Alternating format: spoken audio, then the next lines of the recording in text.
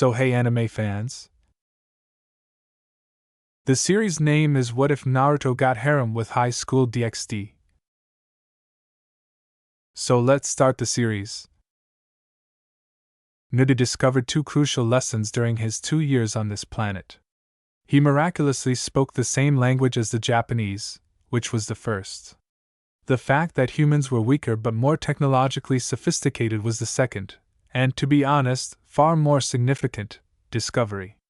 In the event of an assault, a citizen in any of the shinobi villages was at least enough trained to defend oneself and possibly employ a few simple forms of spirit art.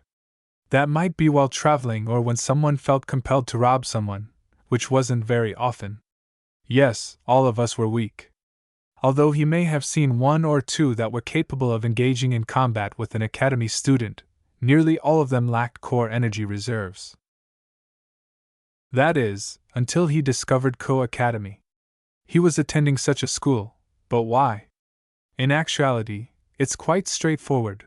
He was in a strange universe where he believed his ninja and destructive spirit art were pointless. In order to avoid becoming trapped in this world for the foreseeable future, he decided that he needed to get an education. He reasoned that he needed to attend a school, and Ko was a superb school. As a former girls-only institution, it had a sizable female student body in addition to its outstanding academic record. Assuming that Naruto was a heterosexual adolescent, he was free to behave as such. Despite the fact that he hasn't truly dated since the war. But he needed money, or else he would spend the next few years living in a box and working odd jobs to pay for his education. That gave him two choices. Either compose his own books or publish Jiraiya's Ika series, which he had locked in his scroll. He could work at a drab job or anything, of course, but he enjoyed the freedom that came with being a writer. On the bad side, Jiraiya wasn't the greatest writer in the world, and he would never support his works. What then did he do? Why, he set the story of Team 7 in a ninja-populated, fictional planet. Fortunately, he managed to modify the Jinchuriki portion of his novel a little bit, and Menma, the protagonist, embarked on a number of adventures with Sakura, his colleagues Naruto and his friend, as well as their sensei's sixth headmaster. It was a regrettable but wise decision to change his name because Menma had sort of stayed with him following his mishap with Sakura. He's a good storyteller, sue him. He considered turning it into a manga once or twice, but he decided against it after realizing that he was not a good illustrator, and that he didn't want to share his life with others, or have them fail miserably to depict the shinobi world's danger and ferocity.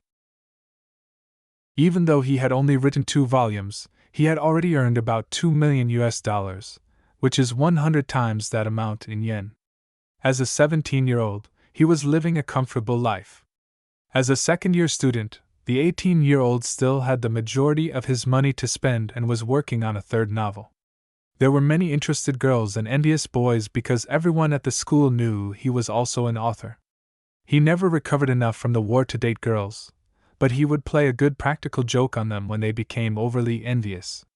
Trading conflict for that type of living just didn't feel right. Yes, he was by himself, but being a Jinchuriki, he was accustomed to it by this point. Rewind to what he discovered at Ko. It happened on a typical day.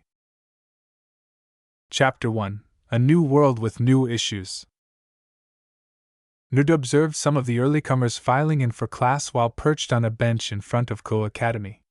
He had liked to get up early ever since the conflict. And don't ask him why, because he didn't know at all. Most likely required shinobi training. In any case, he was wondering when the day would end and was very zonked out. Since it was Friday and he detested learning and school, all he could think about was the weekend. He heard a loud slam on the bench beside him, which startled him. A book? Why had a book been banged on there? He recognized the newcomer right away and turned to face her. She was probably the most famous of the school, along with Kiba Yuto, Rias Gremory, and the perverted trio. Small stature, stunning white hair, and hazel eyes that resemble cats. Because of her appearance and propensity to utter, Naya, like a cat, Nuda recognized her as the school's mascot and first-year student. He was blatantly perplexed as to why she was there, and her name was Kaneko Tuju. Her voice was dark and expectant as she said, "Explain." She pointed at the book beside him. Nuda's gaze followed her finger till he came across the book's well-known orange cover. The words "Will of Fire, Volume 2 of the Mena series," were inscribed on the front when examined more closely. "A stupid. Kaneko-san. That's my book," he replied. He pointed to it and said, "As in, I wrote it. Says my name right here." To be honest, was it a crime to be a successful writer at 18? "What do you know of core energy?" "See core energy." The intensity of her voice caught him off guard. She always came out as very subdued and aloof. He knew he had to get an answer out of his ass after seeing her hard, frigid, and expectant expression. "It's a completely fictional thing." She bent toward his ear. "You and I both know that isn't true." This caught him off guard. He wasn't playing 20 questions with some weird fangirl. He was just trying to find a purpose and settle down. "I have no idea what you mean by that," he said, trying to seem as serious as possible.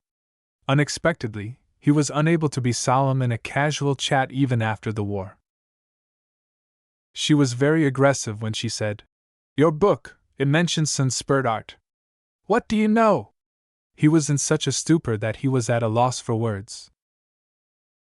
"I, haven't got a class. Bye," he said, breaking free from her hold and heading for the building. However, he turned right and went around the corner rather than entering. "I'll force him to be honest with me." Kaneko made the decision and began to race after him at a pace that no human could possibly match for very long. Fortunately, there weren't many people present, and those that weren't aware of the situation. She expected to see Naruto when she turned the corner of the building, but he was not there. He should be here because he ran as fast as any other person. How did he vanish? Naruto exhaled a sigh of relief from the school's roof, leaving a perplexed Kaneko in his wake.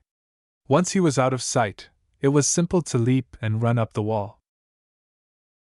He thought absently. Strange. I swear that I felt a fair amount of core energy and traced remnants of spirit art while she was near me. I need to get more sleep. The issue was that he wasn't sure if his readings were inaccurate because of his lack of sleep. He was a terrible censor, to start, but when the other person was so close and their power wasn't sealed, he was always correct. He groaned. I guess this means I have to get to the bottom of it. And here I believed I had an opportunity to be a typical human being in a boring society, concerned mainly with nothing at all. Why was he so curious, damn it all? The madness didn't stop there. Just think of how much Naruto freaked out when one of the notorious filthy trio, a fully perverted fool, had a girlfriend. Crazy, huh? The rumors were true, and they clarified why Issei Hayato was feeling so content and relaxed that day. Really, how could that boy handle a female as attractive as he had heard, and all he received was a lack of subtlety with all women and some PTSD? A teacher asked. Is something the matter, San? Yes, he was enrolled in a chemical course. He swore that Kyoto-sensei's words blended into a rambling, foreign jargon that might have instantly put Shikamaru to sleep. The brilliance could have been put to sleep in a matter of seconds by anything, but you get the idea. Naruto went on. Yes. I mean no. Sensei. He ignored him, allowing a more intelligent individual to respond to his query while feigning to take notes. You may be an accomplished author, but that means nothing in the world of chemistry. If you were listening, please explain. His paper was covered in a series of pointless seals in a matter of minutes, solely to see what else he could do to break the rules of physics. The notes were few in spirit art. For an entirely different subject. He had been studying the tedious art of Fuin spirit art ever since Jiraiya gave him a scroll with numerous books and notes on it for his 15th birthday. Seals for blowing things up, sealing things, of course, lightning things, and… You understand. He was able to seal his undesirable homework papers in a self-destruct seal that virtually exuded delight when it detonated thanks to the cool and versatile Fuin spirit art. He didn't particularly enjoy utilizing seals when he was in the elemental countries, but he felt compelled to learn their secret after witnessing his father and the Nidame headmaster battle Obito. He was just skilled at the art, and there it was, staring him in the face with all the books Jiraiya had given him. Studying is a curse. He only needed to put forth more effort. He looked at Class 2C and saw that some of the students were staring out the window, while another student had given him a strange look. The so-called Prince of Ko, Kiba Yudo, was observing him with interest. Naruto recalled that he was a member of an eerie study group that included Akino Himejima, Rias Gremory, and… Hold on, wasn't Kaneko also inside? Why did their club oppose him? Noting how different he was from Kiba Inuzuka, Naruto narrowed his eyes at Kiba. In that regard, their refined faces and blonde hair were nearly diametrically opposed. Hee, I'll place a balloon covered in orange paint directly over the club door if they do anything amusing. Traditional. Perhaps I could create a motion-activated seal that would squirt the entire space with powerful Axe spray. Kiba glanced back at the board, which was covered in a buck of formulae involving bases and acids, and noticed the harsh, then slightly demonic, look Naruto was giving him. The remainder of the day proceeded as usual, with Naruto making an effort to minimize attention to himself. Fortunately, he only had to sign one autograph for a very tenacious fan, and after that, he was mostly ignored. The suspicion that Kaneko and the other members of the club were concealing something was still unabated. He would find out, whatever it was. Rias Gremory sat on a dresser at the Occult Research Club after school, reading a book with her legs crossed in a bored manner. One book in particular, written by none other than Naruto, is orange in color. At last, Kaneko received the book back from the club president. Rias Gremory had long red hair, at least D-cup assets, and bright blue eyes. I don't see what's so unusual about this. Seems like legitimate fiction to me. She was every man's dream at Ko, but here she was just Bucho. Only those two were at the club. The other two would be there in a little while. Kaneko replied. No one without knowledge of core energy or Sanspurt art could have understood it so well. Her distaste for the term being apparent, as she almost spat it out. Oh, it's fine, answered Rias. He could have found it online. I'm sure there is some rumor of core energy somewhere. And he feels completely human and powerless too. Kaneko cast a downward glance. She felt foolish for losing her temper and overreacting, but Rias couldn't hold it against her. No, he is stronger than he seems. It was only fitting that she discovered a book that focused on core energy and the taboo nature of Sanspirit art, as it had destroyed her family. The freshman was able to deduce that the author was aware of some sort of spiritual art, whether or not they personally practiced it, despite the latter being mentioned only a few times in passing. Core energy came next. How absurd that a whole fictitious universe is built around core energy. She had never considered that the so-called shinobi could even climb walls. The whole thing was insanity. Finally, maybe we should watch him along with Hayado, Rias replied. Someone who has potential knowledge of core energy and Sanspurt art could help you out, right, Kaneko? The Nekishu gave a nod. Another woman entered as the door creaked open. She was as beautiful to look at as Rias Gremory, and her name was Akino Himejima. She wore a yellow ribbon to hold back her hair, which was past her waist. She and the other two were dressed in the Ko uniform, which made their racks look too good. It's almost like the school was attempting to draw perverts, really. Akino, did you find anything? The female gave a nod.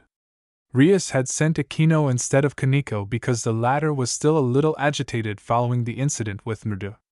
Amano Yuma asked Issei on a date to take place this Sunday. Knowing who she is, it's quite suspicious. She wanted to give the short girl time to settle down and return to her typical self. The notorious perverted trio included Issei Hayado. Issei didn't show it off as much as the other two, Matsuda and Motohama, but he was almost as perverted. On the exterior, however, he was perfectly normal, save for his perversion. His untidy brown hair reached down to his light brown eyes and stuck up at random. He wasn't the thinnest, but he also lacked body tone. It seems my intuition was right on the money then. I made the correct choice by having you watch him, Akino said. Bucho, what do you want to do? The redhead picked up a pawn and glanced at the chess board beneath her. I'll make some preliminary preparations, but in the end, it all depends on him. A blonde was discreetly listening to the entire conversation outside the door. A jealous smirk twisted the edges of his mouth. You mean they're observing Issei? Without saying anything more, Nerda went out in silence, wondering what Sunday would bring. I guess I have something to do this weekend after all. As the two strolled into the park in the sunset, Nerda grumbled. Man, their date is so boring. They have so far walked, gotten ice cream, and tried on clothes. And that was it. As a reward for all of the suspense and curiosity, Nerda got to watch one of the most boring dates ever. With the exception of the boy's scarlet flush whenever his eyes strayed to her chest, nothing about Yuma or Issei seemed strange. Indeed, he never once saw an occult research club member trailing them. It's getting dark, so they're heading to a park, which is great. Anything will happen right now if it does. Hopefully. Fortunately, he had the foresight to pack dinner, instant sealed ramen, along for the stalking excursion. I need to get back home and sleep. With her purse in adorable hands behind her back, Yuma raced up to a little fountain as night was beginning to fall and turned to face Issei. She was approaching embarrassingly near and said, Say, Issei-kun, do you mind doing me a favor to commemorate our first date? Oh my! Will they share a kiss? In front of Issei, she bowed. He exclaimed, What kind of favor? Could you die, please? Huh? Nerda pondered. He was too bewildered to leap from his tree and put an end to whatever was going on. What? Gaped Issei. Sorry, Yuma-chan, can you, repeat that? She whispered it this time, leaning closer, but Nerda could hear from where he was in the trees. Could you die, please? Then the most bizarre thing occurred.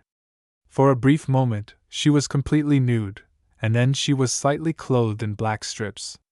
When Nerda noticed that she had two bird-like wings on her back, he almost gaped. Her entire attitude had transformed. Whatever Yuma was, he had to prevent Issei's death. A long, black spear of light appeared out of nowhere, and the words, Although short-lived, playing innocent lovey-dovey with you was fun. So, she flung it, hoping it would impale the person in the stomach, saying, Please die. Issei's eyes widened, but the pain did not materialize. Rather, he had seen a blur in front of him, both hands gripping the spear. Before all the momentum had ceased, the point had just barely sliced his savior's own stomach. Enuda-san? He exhaled heavily. The girl, Yuma, questioned out loud. Another weak human? The spear that struck the blonde vanished and regenerated in her hands as she said, In any case, I'll just have to kill both of you. Nerda stepped forward and assumed a fighting position, asking in a lethal tone, Who are you, Amano Yuma? She only threw the spear at them while laughing. Nerda yelled, Move, ICI! And knocked him aside as he leaped away. They were standing behind as the spear hit the earth. Astonished, Issei lay on the ground. I'll have to do this with my core energy. Nerda was aware of this and felt foolish for not anticipating it. To avoid having to reveal the secret, he could have planned or something. I won't let you hurt my classmate. He grabbed a kunai from his arm and went for Yuma, but she just flew up above the water fountain to get away from him. A hit to the stomach cut off her sentence. Ha, you can't get me. No, a human just leaped 15 feet into the air is absurd. However, Naruto wasn't finished. Before Yuma realized it, two Narutos had appeared, and one of them had thrown the other to get closer. The blonde lifted his leg and kicked her shoulder with a strong axe, sending her flying to the ground. She struck the earth, slightly denting it, but no sizable crater was created. She got to her feet, struggling, and turned to face the teenager who had landed a few feet away. "What are you?" she said in a terrified tone. That he returned with a sly smile. After pumping his fist, he made the classic cross-hand sign with his hands together. "You stole the words right out of my mouth, bird lady. You want to hurt my friends, you better go through me first," he said. Beside him, two clones poofed into existence. Then they all came running at her. She swiftly prepared another spear and hurled it at one of the three Narutos, controlling her surprise. Skidding to the side of the light spear, he avoided it. They were upon her before she realized it. She punched him in the shoulder with her fist as the first one came for a strike on her right. The copy vanished in a puff of smoke. There was already another one beneath her, kicking in the direction of her chest. He was knocked into the air by her leg sweep, yet that one did not vanish. A tiny blue orb formed in his right hand as the final Naruto struck her, knocking her off her feet. "Shit!" Naruto yelled. "Rasengan!" and slammed the orb into her stomach. The attack sent her flying, crashing through two entire trees before losing momentum, and she coughed up blood. Still very much alive, she sagged on the ground with her back against a tree. Disappointed that the fight was so simple, he approached her. It was excellent to have a good warm-up after 2 years, even though he continued to exercise. "Yes, absolutely. I still have it." When his clone poofed away, it became clear that the Rasengan was used by the clone. With blood dripping from the corner of her mouth, she glanced up and said, "Listen up, bird lady. I'm not going to kill you, because I don't like death, but do me a favor." Issei wasn't Ray to his friend, but that wasn't Naruto's point or concern. "Don't attack my friends, or I won't be able to hold back." He simply detested dying. Death merely served to deepen the cycle by bringing more suffering and resentment. If he could avoid it, he would never murder. Thank you?" Yuma subtly managed. "I'm Rainier." She was aware that nearly everyone else would have gone for the kill if they had witnessed her assault their pal. Naruto gave a nod. He had a wide-eyed expression on his face and hadn't moved during the brief altercation. "Go fly away or whatever, I think Issei's about to have a heart attack or something." Rainier stood up shakily and gave a timid nod. With a feeble smile, she left and continued to meander around the park's woods. With a loud sigh, Naruto hurried to the fallen pervert and gave him a little shake. "Wake up, man! Get a hold of yourself!" Issei unresponsively said. "Was I dreaming?" "No, and I have to get you home, and you can bet your ass I don't want to carry you all the way." Dreamily, Issei remarked. "I saw Yuma-chan's boob," he cried out. "OWW!" as he felt a hard blow to the shoulder. "You awake?" "Why, yes, sorry. Was that all real? You know, with Yuma-chan having wings, and there were like 3 of you?" Naruto extended a hand and helped Issei stand up. "Yeah, I'm almost as clueless as you are, but thankfully I know just the right school club to ask about it," the man said. Why would Rainier assault him, I wonder? He appears totally normal and completely bewildered. It simply made him reflect more on this reality. Kinda like me with the Akatsuki. That was ruled out as it wasn't the shinobi nations and sealing wasn't known. What else couldn't he figure out, though? Because someone like Rainier could exist without him knowing. Master Sensei, the 6th head, always thought I was terrible at looking under the underneath. In front of the blonde's face, Issei waved a hand. "Naruto-senpai, are you alright?" You spaced out there for a sec. Oh, what? Yeah, I'm fine. How about we walk to your house together in case something else wants to gut you? Gee, good plan. Ririaning. Nudie yawned up, staring at the fragments of his alarm clock on the ground. Unusual. He never slept in, but I did. Yes, he did, but it was rather unexpected because the occasions were few and far between. Well, that's what you get for staying up until 1 in the morning with a friend. I still find it hard to believe that I gave him Ika's first issue. He sighed, realizing that he was still dressed from yesterday. I know that idea is going to bite me in the ass someday. In less than 10 minutes, he had put on his clothes, packed his backpack, and packed an apple and 3 cups of instant ramen for lunch. See, don't let anyone tell you differently. He ate a nutritious diet. Instead of waiting for the bus, he ran to school after preparing a quick breakfast for himself using a variety of microwavable items. He reached the school a few minutes ahead of the bus, as was to be expected. Any shinobi ran fast, after all. His inability to run at his maximum speed in public was the issue, but he wasn't very bothered by it. He stayed on the seat for a few minutes, waiting for his mind to clear up the events of Sunday, rather than running inside and waiting. He got up and roamed the corridors for a few minutes before he saw Issei and the other members of the Wicked Trio. Last night with Yuma-chan was weird, Issei said as she leaned against the wall. Motohama asked, tapping his glasses. Yuma-chan? Issei gave the bewildered glance back. Yeah, don't you remember her? I introduced you to her Friday before school. You never introduced anyone, Issei, Motohama said. Matsuda said, It's probably a product of all your delicious fantasies, which caused some pupils to turn away in disgust. That someone stated that in a public setting, at a girls' school, disturbed Naruto. Issei, the blonde exclaimed as he approached. Oh, Naruto-senpai. Please tell me you still remember Yuma-chan. Yeah, I do, and stop it with that senpai stuff. He never used senpai or san for individuals he knew personally, and he wasn't into that kind of thing anyhow.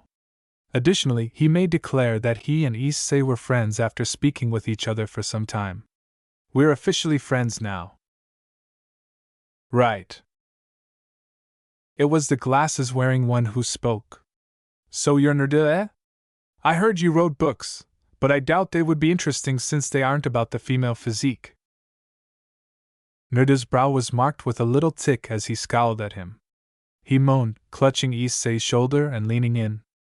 Well, I'll have you know that even though I like girls, it doesn't mean I'm going to write porn. Not even Ero-senin was this bad, he said. He continued with Issei. Don't mention Yuma for the rest of the day. Something weird's going on here and we should meet up after school in the old building to figure it out. Got it? The brunette gave a nod. He spoke louder for the others to hear. All right, I gotta get to class, you pervs. Oh, and Issei, try not to get beat up by the kendo club again, as hilarious as it was. The teenager's face flushed. Kiba Yuto continued to gaze at him later in class. If it kills me, I'm going to find out what's going on. In addition to brain-splitting boredom, Naruto experienced something fresh and unfamiliar from previous periods algebra. He felt nervous. No, it's blatantly insane that he wanted to learn math. It was because he had finally figured out what the Occult Research Club was up to. It's clear that he made the connection and believed that the club members were aware of Yuma's true identity. However, how? Usually, Shikamaru or one of the Jounin would handle the house, but they weren't present. And now, in a way, he had to watch out for Issei, his own genin. With the exception of being beaten up by girls, the child has no prior experience with violence and is essentially worthless in any kind of altercation. His head shot up from the desk as a ringing sound shattered his thoughts. I need to locate Issei. He is currently in Class 2C. He stood up in front of the throng of kids and skillfully maneuvered around the desks, albeit at normal human pace, of course. He saw that Kiba made an attempt to ask him a question, but the fellow blonde gave up as a group of kids trailed them out of the classroom. Everyone appeared to be thrilled to be going home on Monday. Naruto had little trouble identifying his friend among the heads of the students. Despite the fact that Naruto was 5 feet 9, the brunette turned his head in confusion and said, "Issei! Over here!" He failed to notice Naruto. A few moments later, Naruto headed to Issei as the crowd dwindled by more than half of the pupils leaving via the doors. "You ready to find out something weird?" Naruto inquired, grinning devilishly. "No, not really. But hey, it's not like I can ignore it," Issei shrugged in response. His eyes went awry and his mouth began to wet a little as the statement simply served to remind him of Yuma's breasts. He suddenly snapped out of it after taking a blow to the back. He scolded himself. "Hypocrite, I tried to be serious." He shrugged. He didn't have to heed the advice, and it was sound nevertheless. The person was Kiba. "Hey, you two," Issei questioned. "Yuto Kiba? What are you doing here?" "He's a member of the weird club that was spying on you," replied Naruto. Kiba smiled sweetly back. "I thought you were the one spying, Naruto-san?" Naruto let out a sigh. He had occasionally waved at some of their members, so he hadn't really bothered to hide it from them after all. It was also considerably more difficult to hide and observe without a third party noticing because of the metropolis. Issei gave the blonde author a disbelieving glance. "You were spying on me?" "And no. Yes. But I did save your life." "Still. Spying?" "It was reconnaissance." Before things worsened, Kiba made the decision to end it. "Issei-san, Naruto-san. Riaspucho asked me to escort both of you to the Occult Research Club. She said that you might have some questions." Naruto gave a shrug. Issei nodded and said, "Okay. I see no reason why not." As if they had endless time, the two humans trailed behind Kiba as he strolled leisurely around the school. Naruto thought he was about to lose it and start fighting like a child. "This club is creepy," Naruto concluded after surveying the space. He never had a chance to glance inside and see what might have been going on because he was outside when he heard them talking. It was a mistake in retrospect. There were obviously a lot of mysteries in this area that could have been revealed with a quick peek. However, he didn't think that looking at the strange circle object on the floor would have been of any use. The space was furnished with a few red Victorian-style couches, a variety of chairs, and even a restroom at the rear. With the exception of the two newbies, it appeared like everyone had a couch or chair of their own. Both of them wanted to stand. Kaneko looked at him sharply. "Naruto," she said, "welcome." "Kaneko," he smiled in response. "So, Naruto and Hayate Issei," Rias Gremory sang as he took a seat on the crimson couch. Even though Naruto had seen her red hair before, it still astonished him. It always evoked sorrow and unpleasant memories. "No doubt you both found something out last night. However you managed to defeat the fallen angel is a mystery to me, but no matter. We found her an hour later when we realized Issei did not die." As Naruto looked at her, she continued, "Don't worry, we didn't kill her. She was already gone by the time we got there, but her blood and feathers were everywhere." Naruto knew that they were following Issei. "Whatever that means, Rainier was a fallen angel." "Wait," Naruto replied. He squinted his eyes defensively and asked, "Why did you think Issei was going to die? Are you trying to kill him?" Naruto looked at the other three occult research members' reactions, but their faces were all expressionless. "Before we go further, Naruto-senpai," Rias said, obviously diverting the discourse from that subject, "there are a few things you need to be aware of." For some reason, Akino was actually smiling evilly, but Naruto recognized it as natural, and Kiba was also wearing a slight smile, which is also usual. It irritated him that Kaneko would not display any emotion. He was not very skilled at reading faces, but hers was hollow and blank. Like what? And Issei, stop staring at her boobs. This is serious. Yeah. I swear, but they're so huge, he said to himself, his jaw agape. He pulled himself together and put on his best straight face a few moments later, but his gaze kept straying to Ryusa's chest. Pervert, Kaneko murmured, causing Nerda's eyes to dart to her face in an attempt to read her feelings. Even as she voiced the charge, however, there was none. Anyways, Ryus replied, what do you two know of devils, angels, fallen angels, and the so-called supernatural? Absolutely nothing. Eh? Were the simultaneous responses from Issei and Ndu, respectively. You mean like angels in the Bible? Issei clarified.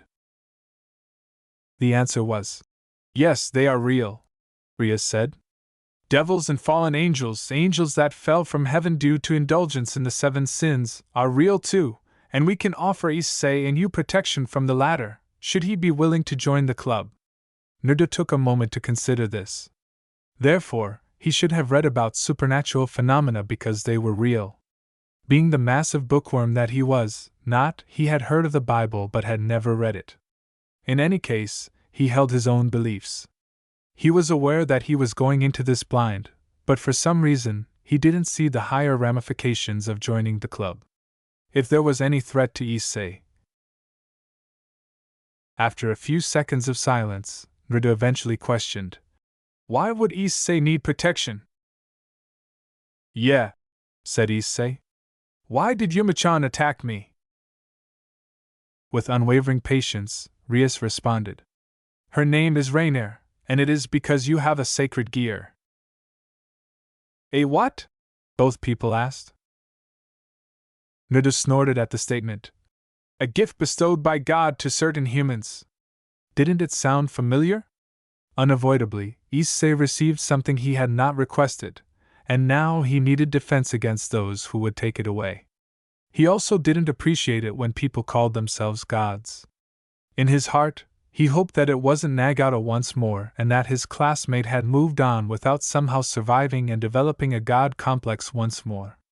It nearly made him chuckle at the utter folly of his concerns that only someone as absurd and senseless as he was could have. This, Issei thought, was sufficient. Nerda praised him for the unperverted question, saying, How can you protect me better than Nerdu? He beat up Yuma-chan, Rainier, pretty badly. Similar to Jiraiya, but more twisted most of the time, was this guy. He didn't write porn or erotica, at least, but that didn't make him any less twisted than Nerdu-sensei. By any measure, defeating Jiraiya was outstanding. Simple, laughed Akino. She spread her black, nearly bat-like wings behind her, illuminating her right palm with streaks of yellow lightning, and said, He is a human, and we are devils. Akino, groaned Ryus. The others stood up and showed their wings, which all resembled Akino's. We aren't supposed to say that outright. Everyone in here, minus you two, is a devil. The blonde sage moaned. I guess I should stop being surprised now. Why was his life never able to be simple? He was aware that his curiosity was inappropriate. She made the wings vanish and sat down again, saying, Sorry, Bucho. You were going to tell them anyways. Ryus and the others did the same. Naruto was not persuaded. So what? You're a different species, Hohu. If fallen angels as you call them are only as strong as Rainier, I'll have no problem keeping my friends safe. At last, Ryus discovered her argument. Rainier was only a foot soldier. She was weak, meant to easily kill an unsuspecting human. Most of them have more power, much more power. And I don't sense any of that power in you.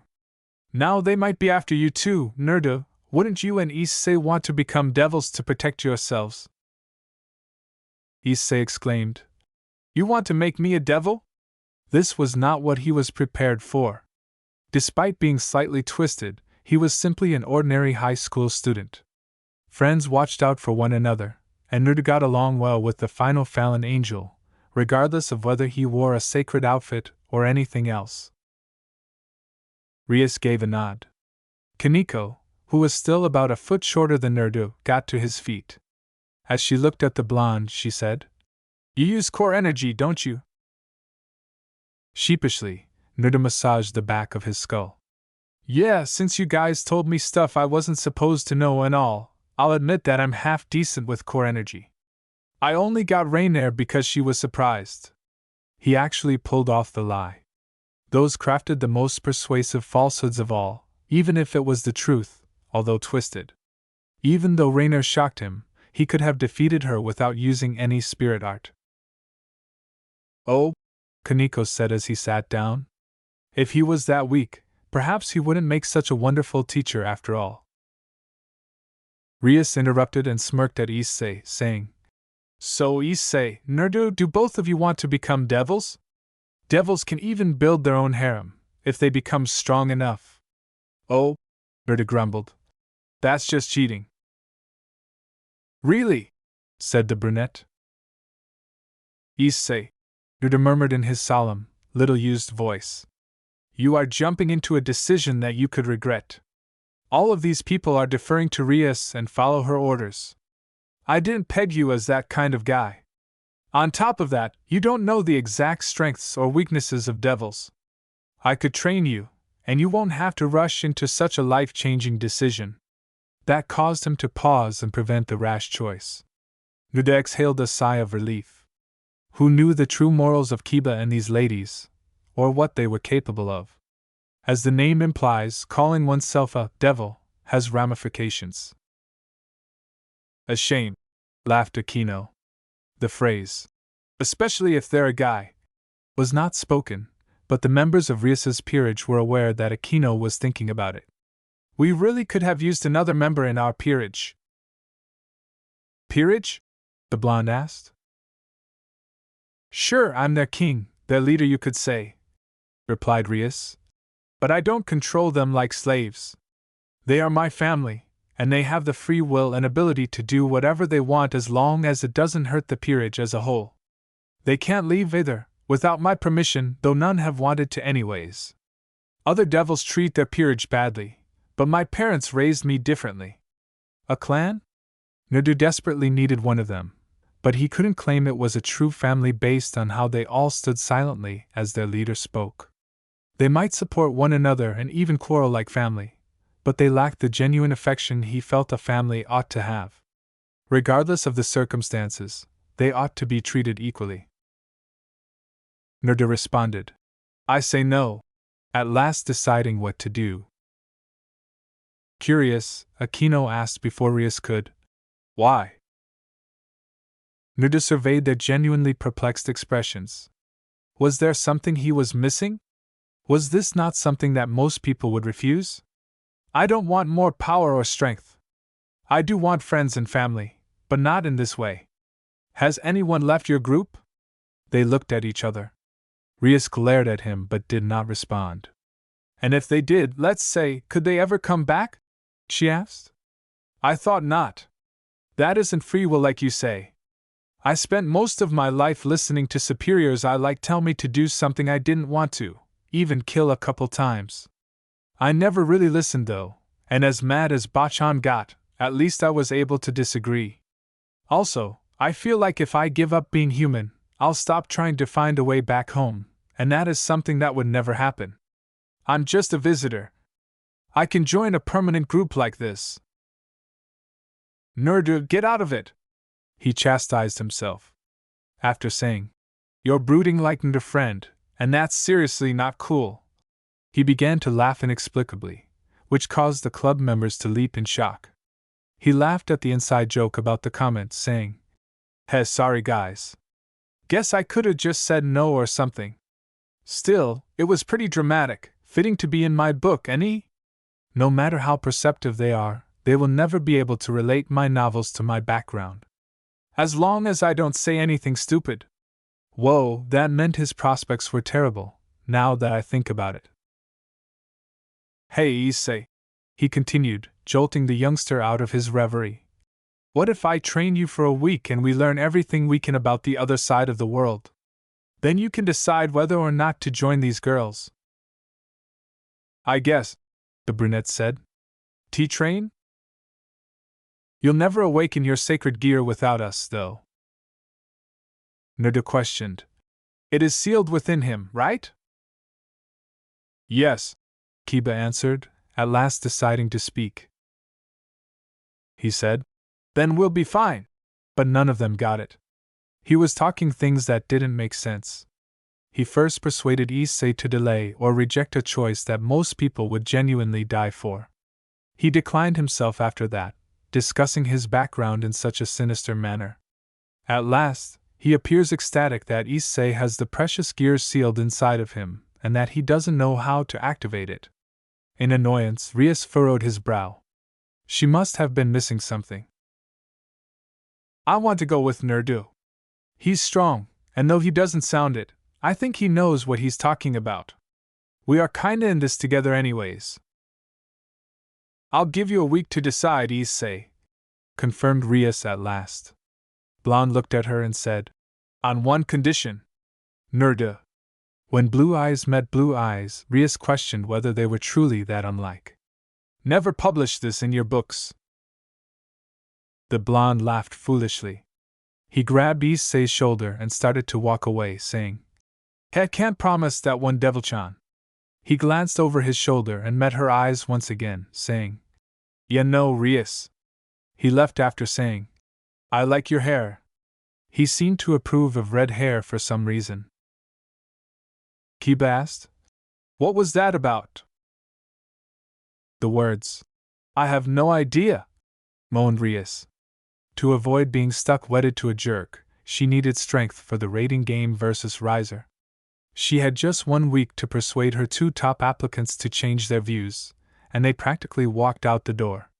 Because Issei could die without proper protection, she was also a little concerned about him. Kaniko's book did not specify the capabilities of core energy, so even if he claimed that Nerdu could use it, it would still leave him extremely constrained. That stuff was written just for financial gain and was purposefully outrageous. Akino laughed. Don't we all? Nerdu and Issei were sitting on the grass beside the fountain in the park. Why? Since no one ever goes there, aside from horrible girlfriends who want to kill someone for owning a sacred piece of equipment, Nerdu felt it would be a brilliant idea. They had much less likelihood of being seen by anybody because of this than they did at Nerdu's house or anywhere else in the city. They had just worked together to complete the assignment, albeit with a shoddy effort, at around 6 o'clock in the evening, giving them plenty of time to work out. Issei said, massaging his head. Nerdu, how can you sit still for so long? He responded. No idea. Maybe it helped that if I moved, an old frog beat me with a stick, without even shifting or shattering his perfect lotus pose. Huh. Just kidding, duh. Issei let out a grunt. I thought you were going to train me, not make me sit still. There are many ways to train, Nerdu said curtly as he opened his eyes. Meditating teaches you patience, which I really still need, and helps you focus your mind. God knows that our minds are fucked after the club and 2 hours of homework. Half-assed assignments continued to fail. The blonde held a long tree branch in his lap, but he still appeared to be in the lotus posture with his eyes closed. What am I supposed to be focusing on? That Rias-senpai is an extremely hot devil with enormous... You hit me. Issei closed his eyes once again and sighed. Nerdu made the decision to open his eyes and turned to face Issei in a standard sitting position. Look inside you for a source of power. That's how I'd imagine a sacred gear. Or I could make it activate, but it could be painful. Alright, I'm looking inside myself. Stop talking, Nerdu ordered, cradling his head. He was never a sensei or chunin for that matter for a reason. He was genuinely incapable of teaching. Databeo, I have to give it my all. If not, Issei might be in risk. For 2 minutes, Issei remained almost still, searching for the source of power for his sacred equipment, but to no avail. He sat down normally and let out a loud moan, wishing he could punch the floor. I can't do it. I'm just a completely average human. I can't sit still for 10 minutes and draw power randomly from something we don't even know exists. Looks like we gotta do this the hard way. Naruto enjoyed working hard during training, but physical training was not the same as sealing. Every time, his mind ached afterward, and he detested it. Naruto put his hand over one of the numerous finely etched seals on his arm and rolled down the sleeve of his school uniform jacket. He never had a chance to remove it. When Issei noticed that Naruto's arm appeared to have a single, unidentifiable tattoo, his eyes widened. I'm not too good at seals, so I can't make them very compact. Thus, my arms are kind of covered in them. I usually wash them off before school, but I slept in this morning. He used to often stroke his head. Weird. So, how are we going to do this? Give me a second, geez. It's like you think I can draw a complicated seal in mere seconds. It takes forever, the brunette said. He spread a tiny sheet of paper on the floor and opened a brush. He then moved the tip to the paper and began sketching what appeared to be a circle surrounded by a series of squiggles. Naruto moaned as he started working on a certain line. He moaned, "Shit," and pushed the paper away, opening another one. Without saying anything, Issei arched an eyebrow. Until Naruto tore up the second piece of paper. The brunette asked wearily, "Are you sure that you're good enough to use this?" Truthfully? No, probably not. Look on the bright side though, we're both learning. Yeah, but you're experimenting on me.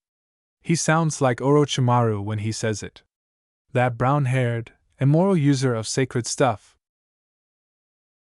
Details, hummed Naruto as he positioned his brush on a different sheet of paper. Aha! I have an idea! He quickly drew a circle around a series of overlaying squiggles. He then applied more on the exterior, giving the seal the appearance of a tiny sun. He scribbled the characters for body on one side and soul on the other. Now take off your shirt and turn around. The blonde didn't seem to be kidding when she asked, What? With a sigh, the sacred gear wielder removed his red shirt and jacket and tossed them to the ground, saying, Just do it. All right then, don't scream. Wah dash. Pain then struck. Issei felt as though he was being electrocuted all the time after Naruto had slammed the seal on his back. The tingling of 10,000 needles piercing every area of his body ceased after 10 seconds, the longest 10 seconds of his life. He sagged. Naruto asked, Shit, are you okay? He was aware that his pal was still alive, but okay was another story. Then Issei dropped over once more, this time completely unresponsive. Am I okay? You're the most idiotic, impulsive, and weirdest person I ever met. And I know devils now. Very hot devils. In order to finally sense the tiny hum of power at Issei's center, Naruto leaned closer. He said, Hey, it worked, while examining the adverse consequences. So this is why 6th Head Master Sensei told me seals were dangerous. I'm not messing around on my friends again. Although Issei wouldn't be aware of it, Naruto briefly fretted and regretted hurting the brunette. He detested seeing his buddy suffer because he was the same person Nagato had trusted 2 years prior. Even though it can be humorous at times. They were squandering time, and it was almost 6:15 now. He had a week to make Issei strong enough to survive without Naruto's help or with just a little bit of it. He still didn't have enough faith in Kiba and those females. Despite their seeming good intentions, trust wasn't always established. He unwrapped a bottle of ice-cold water and reached back for his other arm. He then doused Issei's head with it. Sorry, Naruto said with a sulky expression. You're lucky you're not wearing orange clothes and a mustache right now. Cold water wakes people up.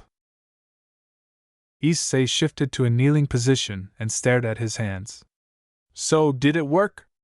Can I use this sacred gear? Naruto picked up a leaf from the ground and said, Don't know about that, but here. His pal did as he was told. Stick this to your forehead. To their surprise, it remained there. The hell did you do? The leaf is still there. Naruto grinned. I unlocked your core energy. See, the seal was based off a yin-yang design that I came up on the spot that circulates your system stupidly fast. Basically, I think I broke your first core energy gate by overloading the system. Actually, I have no idea what I did, only that it worked. Issei exhaled. The blonde, in his own unique way, was a genius. His own way, which is a little bit impossible. Spurt art. Core energy? Kaneko-sen mentioned core energy, right? Yeah, she seems to be the only one besides me to know what it is. In short, everyone has core energy, most here just don't use it. Core energy can let you stick to walls, stand on ceilings, blow fire, make clones, the usual. I think it's the spiritual and physical energies of your body that do something or another. Oh, you can change its nature to fire, water, earth, lightning, or wind and use specific elemental releases. Issei opened his mouth. Cool! How do I do it? First, we need to build up your core energy reserves, but I already have an idea for that. Though, first things first, I still have that pesky sacred gear to unlock. Don't move me for a minute. Okay. He probably ought to have been sent back to elementary school if he hadn't learned to leave Naruto alone and not question the explanations. With the leaf firmly affixed to his forehead, he simply sat and waited. He didn't even try to touch it, leaving it alone as he didn't know how to get it to leave. When Naruto opened his eyes a minute later, they were golden and had a bar pupil. In addition, his eyes were surrounded by orange pigment. What a waste of an explanation. I'm a sage if you were wondering. The brunette said, Sure, with her hands clasped together. Naruto stared at Issei, searching him for any indication of what a hallowed piece of equipment might be, and said, I'm not messing around anymore. There. He sensed a strong vitality in Issei's arm. Something was sealed inside Issei's left arm for some reason.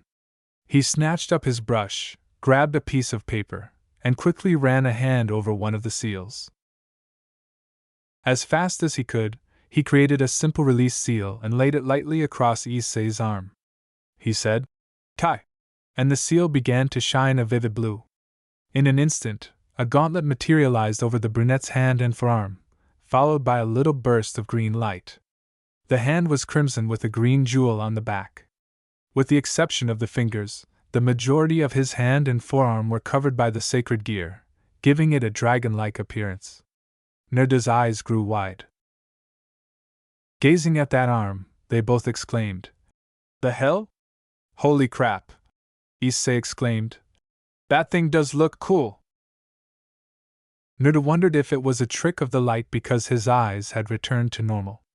The blonde, meantime, was kicking himself for not considering that when they had first started 17 minutes earlier.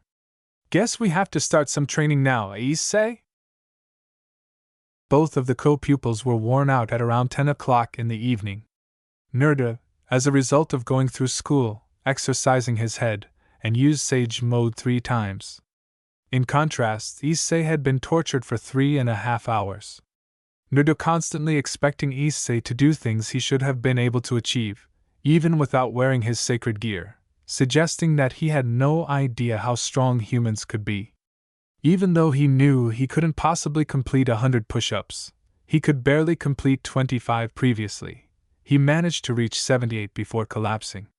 According to Naruto, he was significantly stronger than he was without core energy since it strengthened his muscles.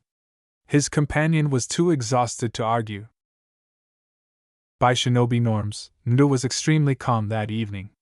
Unknowingly, he was a slave driver by Issei's standards. Issei discovered that he was running nearly 7-minute mile splits after doing 4-mile laps through the park. It felt impossible after running infrequently as well. However, excluding Bijou mode, Naruto could complete a mile in less than 3 minutes, whereas Rock Lee could do it in God knows how quickly. Issei then took a little break and spent some time meditating, which she found to be more calming this time. Since Naruto could tell the child was physically worn out, they started walking up trees and doing core energy exercise. It felt great that he could climb the tree at all, even if he was still unable to reach the halfway point. He needed to sleep badly by the conclusion of that. You know, you learn pretty fast, Issei, Naruto said, giving him a pat on the posterior. I didn't really do anything other than make use of whatever you did to me. Nah, you put in some effort, and I'm sorry for not knowing how hard you could train. I do pretty ridiculous workouts since I've been training with core energy my entire life. The blonde continued to stroke his hair. Knowing that Naruto would dismiss any inquiry regarding his history, Issei shrugged. So, what got you to write those books? Money, deadpan Naruto. I was broke. With your abilities? Issei pondered. He saw a bowl of ramen appear out of thin air. He would never adjust to that. Ramen? Asked the blonde. Sure. We didn't get dinner though. I'd hate to eat your food. The brunette nodded, took the ramen and a set of chopsticks, and ate it swiftly, a little astonished that it was still hot. Trust me, I've got plenty. In relation to dinner, Issei said. Oh shit. Blinking. I forgot to tell my mom that I'd be home this late. Oh, this stinks. She'll be pissed that I didn't call or text. Naruto's eyes grew wide.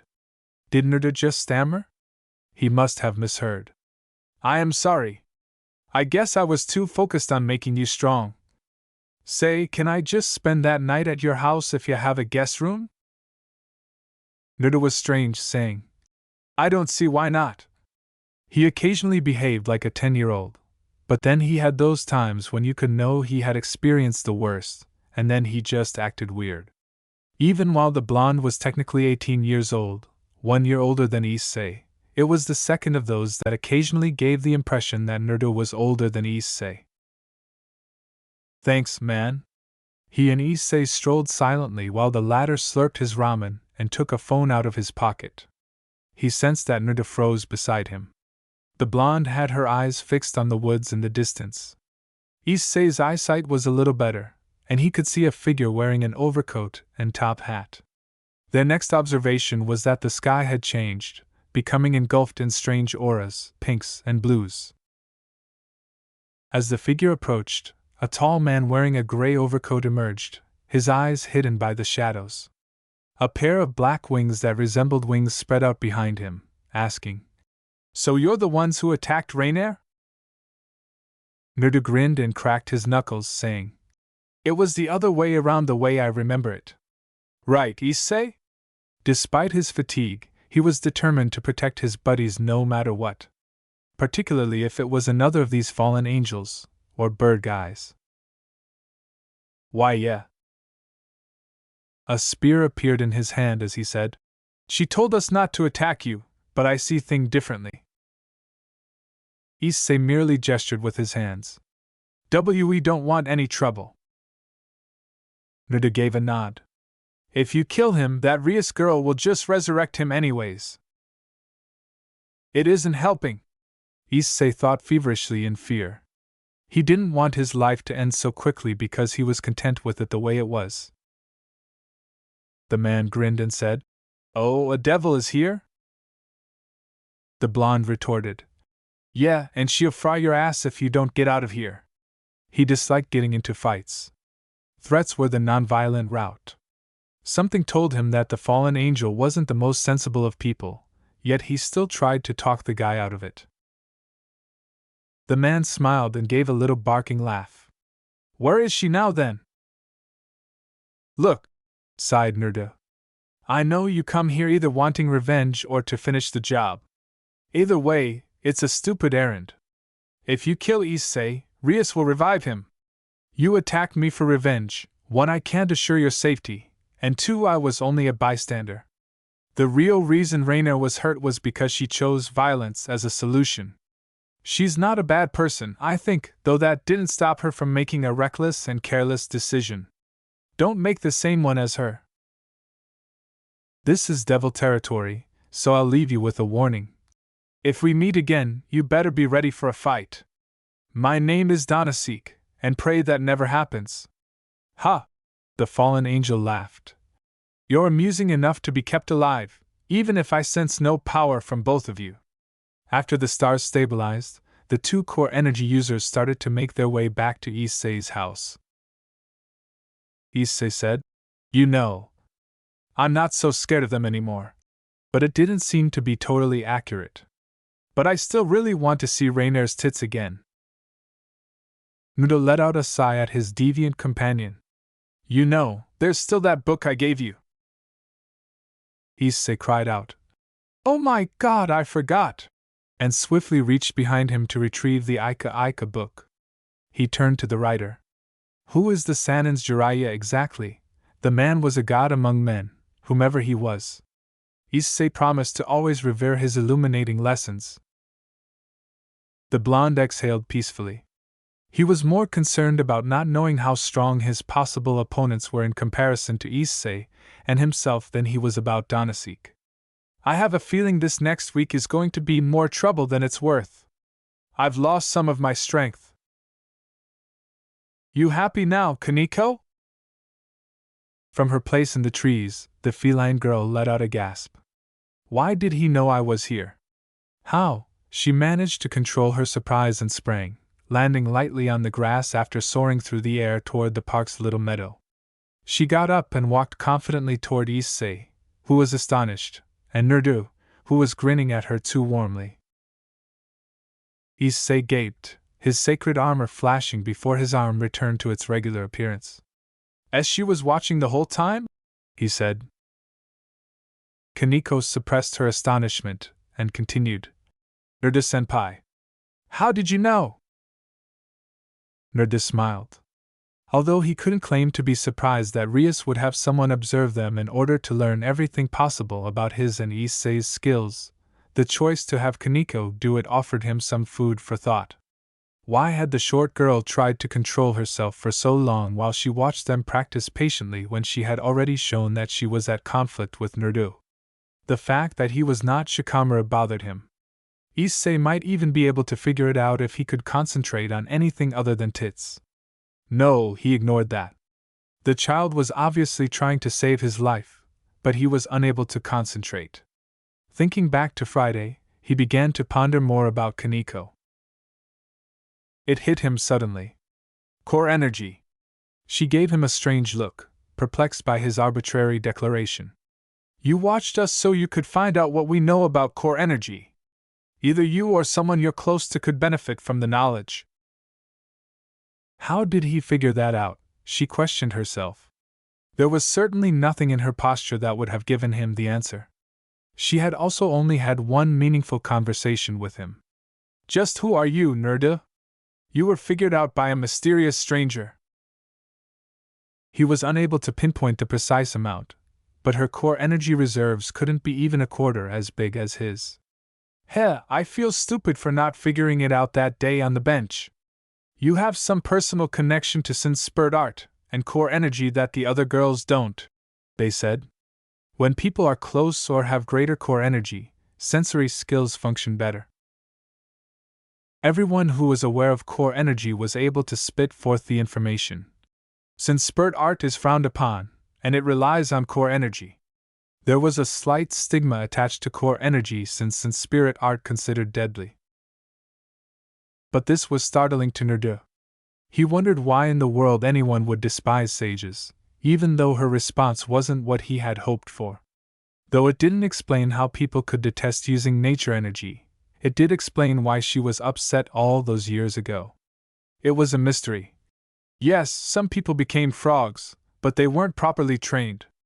Perhaps she was previously harmed by someone who used spirit art? Someone near her? He wasn't sure it was correct. He felt as though he would negotiate for information rather than hammering it out of or persuading his opponent, which is quite unlike him. He might not have been able to afford to be ignorant in that other planet, particularly if Rainier was as weak in comparison as Rias said. He allowed her to stay this long in order to obtain some answers, and by God was he going to help Issei comprehend this world. Look, Kaneko. Let's just stop trying to dance around the conversation here. You want to know about my connection to core energy, and we want to know more about devils. Who's to say that we can't both be happy? He always maintained his word when he said he would help.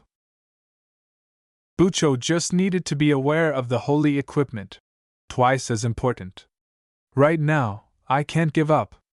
Regardless of how bold and foolish they were, those two might have answers. She fixed Naruto with her unflinching gaze. She needed to inquire. She couldn't put this off any longer. It was now or never.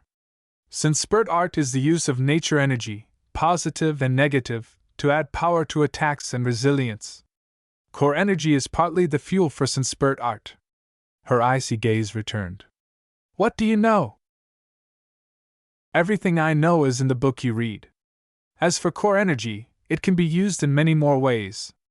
Larger amounts of core energy allow you to use more nature energy for longer. I guess that's a use, but it also lets you do other cool stuff. Like walk up trees. Or seal things. The word caused Issei's eyes to pop up. Seal. Isn't that what Naruto was using before? So, his entirely made-up book wasn't entirely made up, was it? Yuck, it seems like I have to read something else tomorrow besides Aika Aika. The blonde had previously advised him to read it, but he had not listened. Your book. It's based off of real uses of core energy then? I thought that was dash. You saw us practicing tree walking earlier, don't you? I don't know much about that stuff, but I know that it's real, Naruto said, grinning slightly as he stroked the back of his head. Issei whimpered. I'm so confused. As he collapsed onto his back and gazed up at the sky. He had never bothered to look at that wretched book, but they kept bringing it up. Kaneko assumed it was accurate.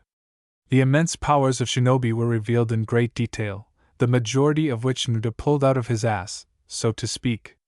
The shinobi's spirit art was perfected for murdering people, regardless of the opponent's strength, even though it wasn't as damaging as some of the things in her life. Wit contests and mental struggles. They used lightning and flying fireballs to trap and murder their adversaries. Naruto might be a minor threat if he were able to employ any or all of those strategies. They wouldn't even be able to blink before they died if he had the yellow flash's teleportation skill from the book. The idea of teleporting while wearing core energy seals was terrifying. He glanced at her thoughtful face and said, It's okay, Issei. She simply doesn't know the variety of core energy. I ought not to have informed her. Nevertheless, they would never imagine that Menma's life would be a happier one of mine. I could at least partially alter his skills. In any case, it seems to me that she is still not content. The blonde grinned. Time for me to ask something of you, then. Compared to Rainier, how strong are the devils, starting from the top ranks and including your group? I'm not supposed to share this information with anybody. If I do, I might be able to question him about spirit art as well. And those beasts of bijou. What percentage of that book is true? But first, she needed to answer a question, and she wasn't going to spend words or time pondering. The only reason she was able to speak for this long was because the blonde individual could have had answers for her. There are ultimate class, high class, middle class, and low-class devils, along with the 4 great Satans who rule the underworld dash. Issei cried out. There are 4 of Satan! Kaneko gave him a grumpy glance and went on. The 4 great Satans are generally considered the most powerful, and they could destroy this entire country with some time. Some ultimate-class devils are nearly as strong, while some are a little weaker. High-class devils, like Bucho, are allowed to form their own peerage. She comes from the Gremini family, one of the 72 families of pure-blooded devils. Middle-class devils are next. The weakest are low-class devils, like Issei Senpai would if he joined. There is a way to raise your rank through tests. Rainier is similar to a strong low-class devil, I am guessing, since we felt her power earlier. She definitely didn't mince words, Ruda remarked, laughing. The majority of people would have described everything in great detail. Not Kaneko, though. It also helped that she wasn't supposed to share the knowledge. That helps. If we were to face anyone on the level of the Satans right now, Issei would be fucked. I might be able to hit Reason Shuriken with my backup and Sin Spirit Art. With all of the internal destruction, it is difficult to survive. Hell, I'm not even sure if that attack would permanently defeat them. Oh, how much simpler it was when everyone was human. He hesitated and said, "Heh, if she's telling the truth, this could actually make me work. Are there any other threats on the level of the Satans?" The fallen angels and angels have their own powerful leaders that could go toe-to-toe.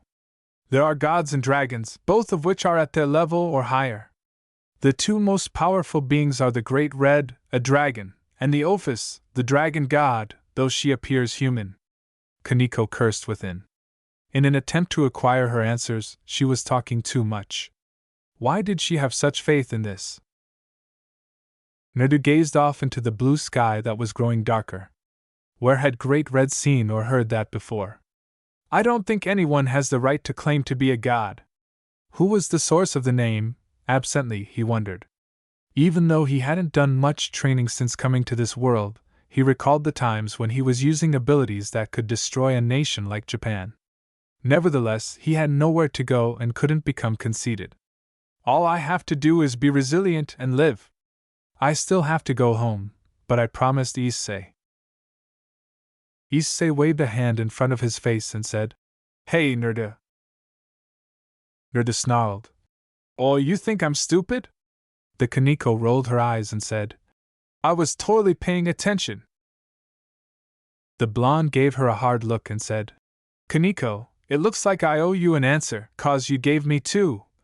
She seemed so odd, so aloof. It made him think of Itachi. Or Nerda friend. He mused bitterly. 2 years. His pals believed he was dead for 2 years. "I must remain headmaster before you." The reaction was almost immediate. "Tell me everything about Sin Spirit Art," outburst before she even realized she had said it. He stroked the back of his head and said, "It's the use of nature energy, you know. I'm not too good with explaining all this smart people jazz. All I really know about Sin Spirit Art is you balance the nature energies with your body using meditation and gain extra strength and perception." "What about insanity?" What in the world was she talking about? Yes, he was crazy. Perhaps. However, how did that relate to spiritual art? Nerdu was unaware that you were talking to humans in general when you asked, "How do you stop yourself from getting drunk on power or succumbing to negative nature energy?" Negative. Like the below zero kind or the bad kind. Oh, she's referring to the first one. All right, he was going to act as though he hadn't considered it. Kaneko found it astonishing that she was so emotionally invested in this serious subject. It was in his nature to assist.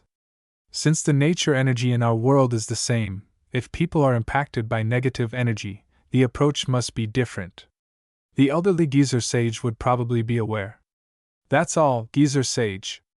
It's unlikely that she has a summoning contract. The fact that only those with certain summoning contracts or unique Kekkei Genkai, such as the Mokutan, can safely employ Sin Spirit Art must have a fascinating explanation. Perhaps everyone else loses their mind. He almost sprung out of his academy uniform as his face brightened. The other two pupils simply reflected on how strange the blonde might be at times. "I guess it's not really my place to tell you. I can tell this is important, so I'll ask my friends for some help to see if they'll let me. What happened in the past that made you so weary of Sin Spirit Art?" Kaneko was taken aback. The fact that Nerdu wasn't alone at the time dispels another misconception the peerage held about them. She would also need to inform her club president about this. She would prefer not to discuss her history with this stranger. She muttered something while glancing down. She then questioned whether she could trust them after glancing at the two of them. Unless it was a simple prank or trick, the blonde didn't seem like the type of guy who would trick you, and to be honest, Issei wasn't dangerous yet. However, she hardly kept her cool enough to avoid stuttering when she said, "I can't tell you." Nerda nodded slightly, realizing how difficult it might be to discuss the past. Even today, more than ever, he struggled to accept reality and the past. "I realized how much I resemble her." She didn't want to teleport in front of those two, so she said, "I must report back to Bucho now," and started to walk towards the woods. The faint crunch of grass beneath her tiny feet was the only sound they could hear. The footsteps ceased. "Wait. If you ever want to talk, I'm here." Issei thought that was a simple remark, but it meant something different from the other two. Then she was gone, vanishing into the park's closely spaced trees. With a loud groan, Issei fell to the ground with her legs crossed. He said, pointing to the location where Kaneko had been. "That was so intense." A tiny laugh threatened to erupt as they gave him a pat on the back. "After being in this business for a while, you get a thing for dramatics. Kaneko had it worse than she's letting on, and I really wouldn't want to push her into telling me what it was." Are you going to make me do some training?" "Nah," was the rather surprising response. He grinned and took out his cash. "I think today's the day we get some real food instead for dinner of those sealed ramen bowls." "Don't worry, I got it," he said. He pondered whether or not to share his background with Issei. In addition to being thrown into this otherworldly mess together, the child was his first true buddy in 2 years. It was obvious that he could make friends in 3 days, and he had risked his life for individuals he hardly knew, so why was this so difficult for him to acknowledge? He gave a grunt. "I am equally as bad as Kaneko." "God damn it!" Issei angrily said, raising his hands in surrender. "When you said real food, I thought you meant something other than ramen." As the sun started to disappear behind the clouds, Naruto had taken them to a neighborhood eatery in the city center. The blonde insisted on going to this one restaurant with the best food ever, even though it was almost 7:30 at night, before they both returned to their respective houses and completed their homework for the completely normal side of life.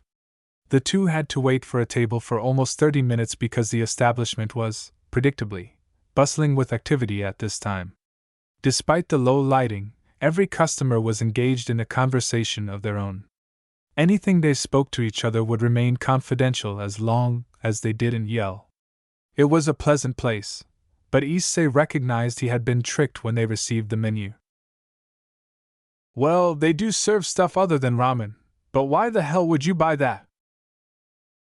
The statement, "They only serve one dish other than noodles, and it was written in after the menu was printed," was never encouraging, particularly when it concerned potentially diseased seafood. His foolish classmate deceived him. Once more. He promised to receive his money back one day.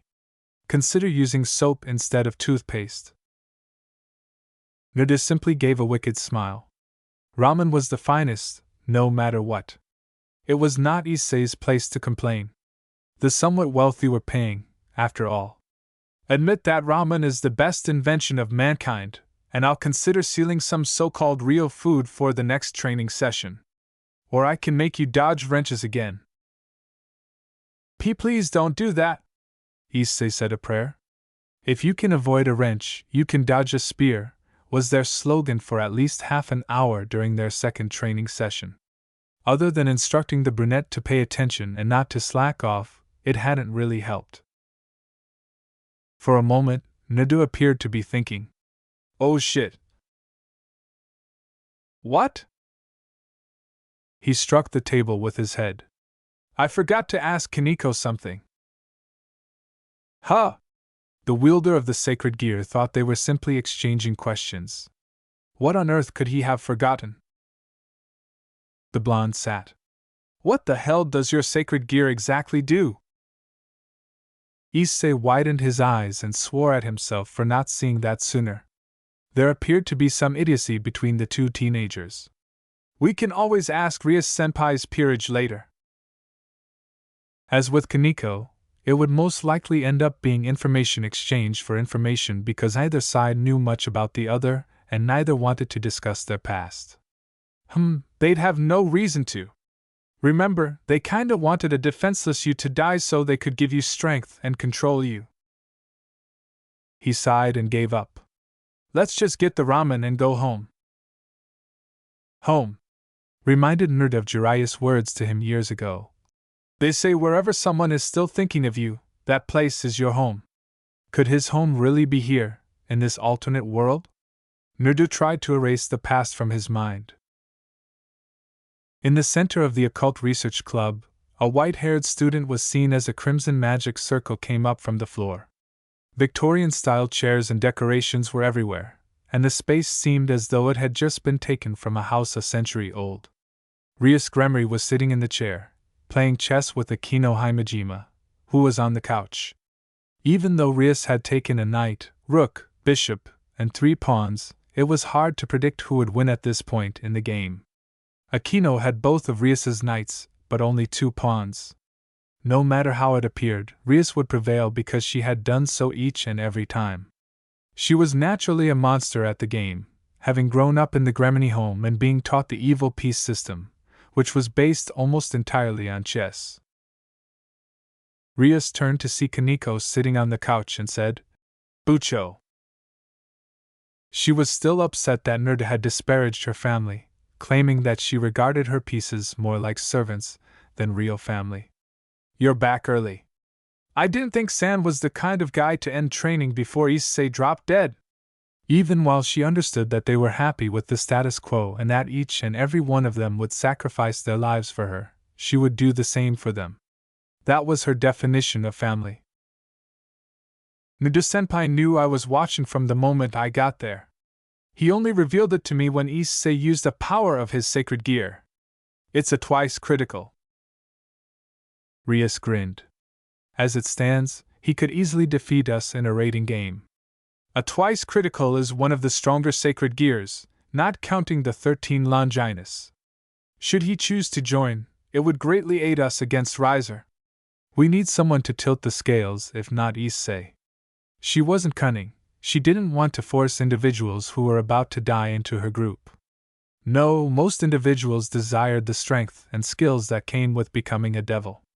She was completely taken aback by the blonde's strong opposition to it, which even persuaded Issei to reconsider.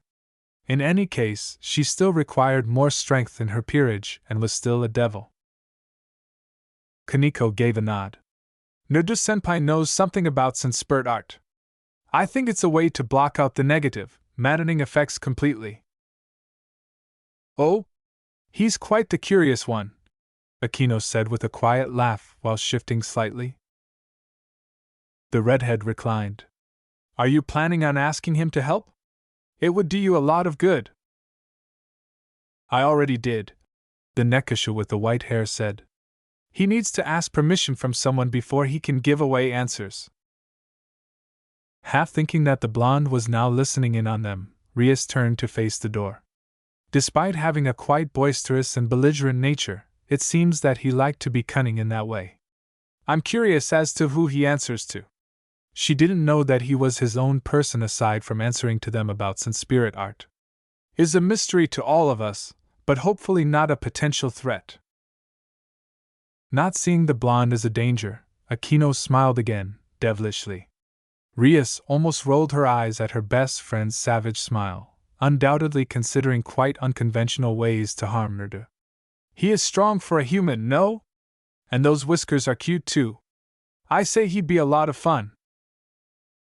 Check, and did you find anything else, Kaneko? Your guess was right again. Nerdu-senpai uses core energy in the ways he described in his book, so he says. Despite it being fiction, it is still our only lead to figuring out who he is. Rias nodded. She had a suspicion that Nerdu had a variety of uses for core energy, but the book's veracity shocked her. If only she were aware. Akino let out a tiny sigh before her expression brightened once more. Her black king was just one move away from checkmate and was essentially encircled. "You always win," she observed. "But I guess it's to be expected." Akino realized that she should stop attempting to defeat the Gremory heir in chess at this moment. It was hopeless, really. Rias stood up and added, "Watch out tonight when you're not taking contracts. We need to find out who this Naruto is before the week is up. No one shows up out of the blue as a famous author, yet has no past addresses, parents, or contacts, unless they have something to hide." Akino responded, "Of course, Bucho." And Kaneko nodded her head in agreement. It was going to be a hard week. The following day after school, Matsuda and Motohama, two of Issei's wicked buddies, approached him. Issei's thoughts were focused on three things during the day. The first was Rias Gremory's magnificent body and exquisitely huge tits. At least he was hiding it better now and wasn't looking, even if he was admiring a lot more girls than simply Rias. The school may have known that Issei wasn't acting perverted, but it didn't matter if no one caught you. The second, and far more important, was what his sacred equipment was and did. He attempted to be angry with Naruto for forgetting about it for a few hours, but it was difficult to dislike the gregarious blonde. After all, without his assistance, Issei would have perished. Lastly, he was meant to move his hands in clever ways to switch places with something. Issei felt as like he had a better understanding of why the blonde did some of the things he did, even though Naruto had shown him the hand signs yesterday. When Issei wondered if it was even safe, the blonde smirked and said, "Not leave an arm behind." This made him wonder where the hell the logs that his temporary sensei had switched with originated from. Not even Naruto knew exactly how it worked. It all went straight over his head, but the brunette vaguely remembered something about thanking the ramen gods. Issei might have neglected to speak with his buddies since he was so preoccupied with all of this and the recent happenings. "Hey Issei, where the hell have you been?" Matsuda responded. "You didn't get to see my new copy of Dash." Sorry, he snapped, looking at the girls who had just gone by. Oh no, he would have declared himself the Harem King and yelled the name of the porn series as loudly as he pleased less than a week ago. He was unaware of how much these experiences were altering him. Motohama looked at him wryly. "What have you been doing? We saw the Kendo Club completely naked without you. What is more important than that?" Issei frowned thoughtfully as he shrugged. He took the Ika book out of his pocket and showed the other two the cover page, saying, "I guess I was distracted. Naruto did give me some amazing literature, though." "Naruto?" asked Motohama out loud. "The prankster author?" They hadn't really liked him since they'd seen him earlier, when Issei was discussing his long-forgotten girlfriend. The two members of the perverted trio accused him for all the occasions last year when their clothing was painted with the word pervert, after learning through the grapevine that he was a prankster.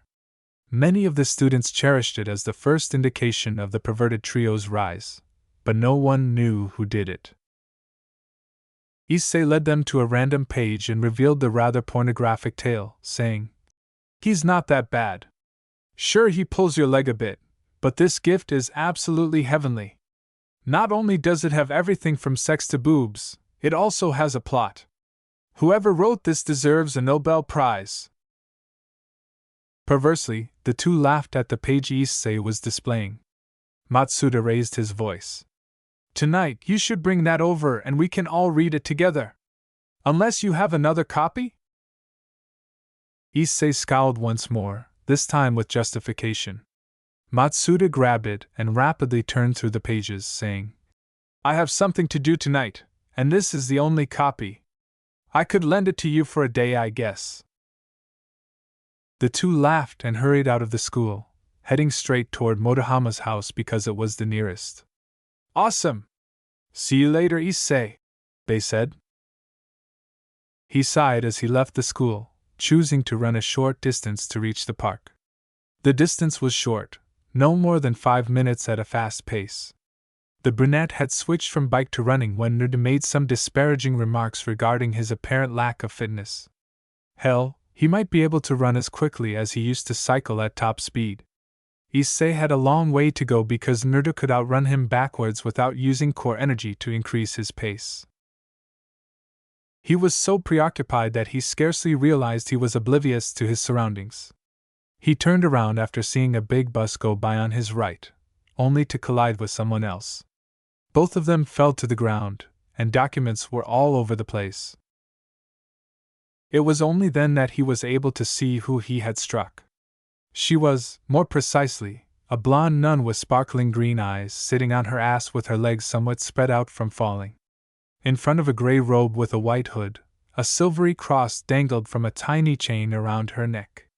Issei understood right away that he was going to help her up because he had a good pair of knockers and a close-up look at her underwear.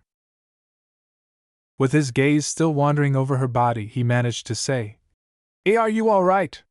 He extended a hand and saw she was still on the ground. She said in a sweet voice, "Thank you," and allowed him to lift her up. No. Issei was too preoccupied to hear what she was saying because she was staring at her. Her head was covered in a white veil that had fallen off and being blown around. He quickly let go of her hand and grabbed it more quickly than he should have. She reaffirmed with a smile, "Thank you very much," and replaced the veil over her head. "Don't worry, it was nothing." Somehow, I have to carry on the conversation. In a panic, he tried to come up with a quick idea. It wasn't appropriate to ask, "Have you seen a spiky blonde-haired teen pass by here?" With a bashful reply, "I don't kn. I think I lost my way." For a moment, Issei controlled his twisted thoughts. He would feel like his day was complete if he assisted this girl. "Where are you going?" The kid instantly restored her timid, adorable, and joyful smile, albeit she appeared a little taken aback that anyone would bother to assist. "The church." The brunette thought to himself, "Oh, the one in the valley that no one uses? She's really adorable." Issei bowed and said, "No. Could you show me?" "My goodness, she asked me to assist. Heaven is where I am." "Why, yeah. I'm Hayate Issei, by the way, so you can call me Issei." The girl gave a nod. "I'm Asia Argento, but you can call me Asia."